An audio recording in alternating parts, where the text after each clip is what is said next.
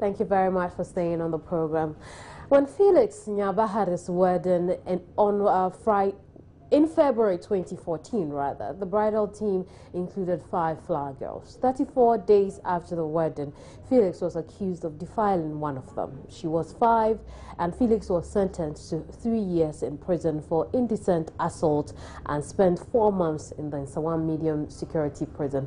Felix Nyaba, a court and crime reporter with the Enquirer newspaper on Saturday, July 4, 2015, walked out of the Nsawam prison as a free man. We'll give you details of the particular story, which was covered by Manasseh Azuri Awone in a bit.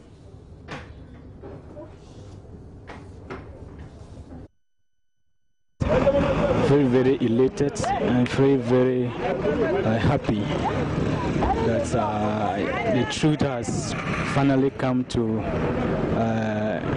the public.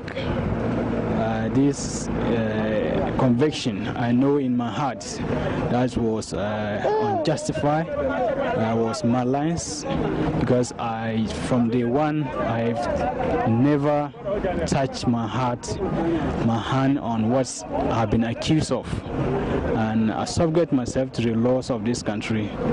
And today, I'm out from this prison, and this is to show that even though one day one of us, you can go into prison at any time, but at the same time, the law that brought you into prison, the same law will take you out. And I just take this opportunity to call on the Chief Justice to reprimand some of the judges in their line of actions, especially sending people to prison when there's no any evidence to produce by the prosecution that indeed the accused has actually committed a crime.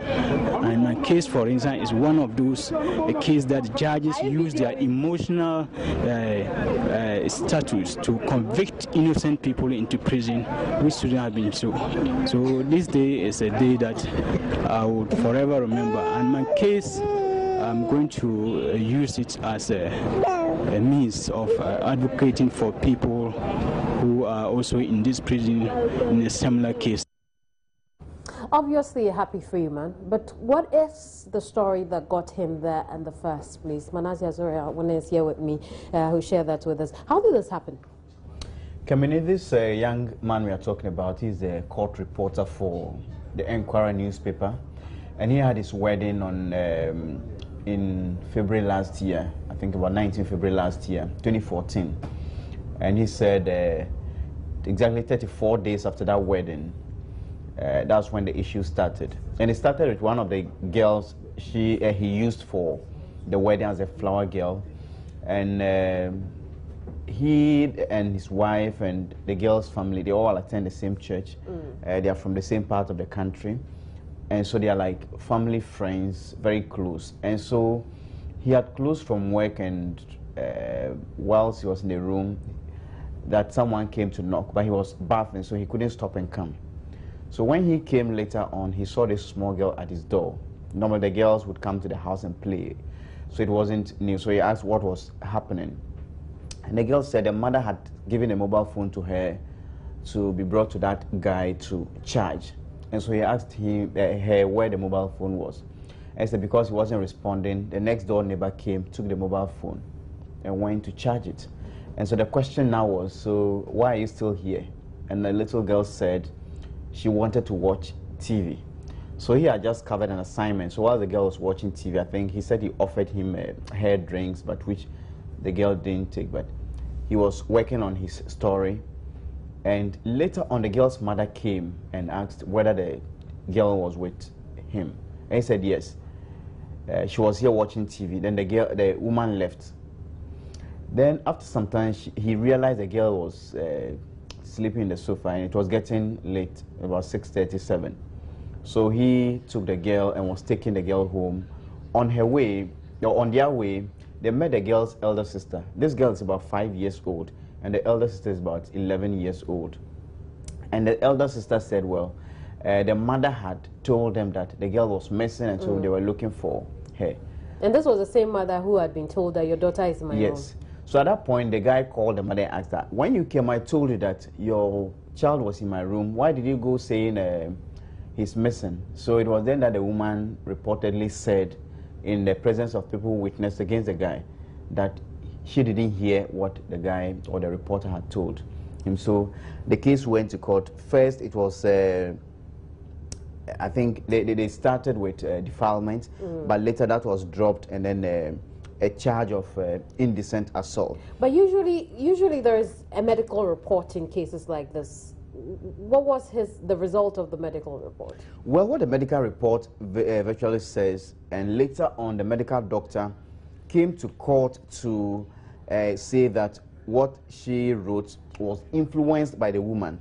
And for instance, there's a portion on the medical report that I would just want to read briefly. On the 17, that's number 17, there's a question: any injuries to the victim resulting in bleeding? The medical doctor ticked yes. And if yes, describe. Then the answer there was, mother of the child said in the vulvar area she saw blood.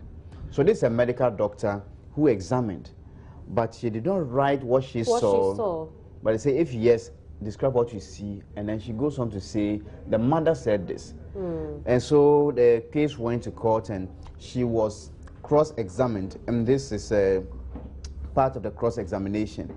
And this is what the lawyer for the accused person said: that I want to suggest that the entire report that you actually generated was influenced by the kind of emotions with which the mother, who is the complainant, came to you. And Manasseh, not to cut you, this question, or this report you're reading right now, was after he was incarcerated. This was what happened in court before he was imprisoned. So they asked the doctor, and the doctor said most probably because the mother gave all the information. And the lawyer said, finally, I suggest to you that very involuntarily you were influenced by the mother to turn up the medical report, and for that reason this court cannot rely on that report. And the doctor said, yes, my lord. But the judge, once Sedina Agwemeva, still went ahead and incarcerated him. He was imprisoned to 3 years. He served 4 months and then was released last Friday. What is the relationship between Felix and the mother of this 5-year-old? Well, there's a strained relationship.